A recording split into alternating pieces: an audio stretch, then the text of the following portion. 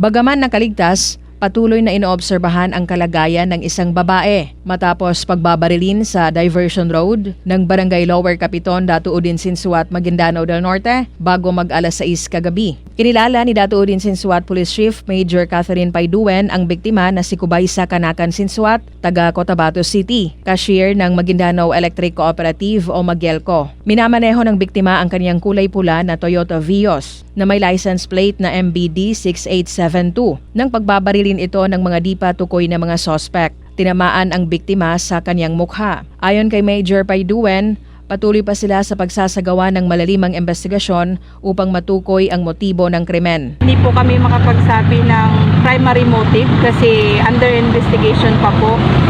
Pag meron na pong progress yung case, ipapaalam din po namin pag meron na. Bago ang pamamaril sa biktima, may nauna pang kaso ng pamamaril na naitala sa Barangay Bunged ng nasabing bayan. Ang biktima na kinilalang si alias JB na magsasaka ay residente ng Barangay Pingyaman. Lumalabas sa investigasyon ng PNP na habang sakay ng motor ang biktima ay pinagbabaril ito ng hindi pa tukoy na suspect. Siya ay dead on the spot. Patuloy pa ang investigasyon ng PNP hinggil sa insidente. Kababayan natin dito sa Datu Udinsin Suat, pag meron pong mga ganitong incident, huwag po kayong magkatubiling tumawag ng tulong. Rufa Mocalid, NDBC, Bida Balita.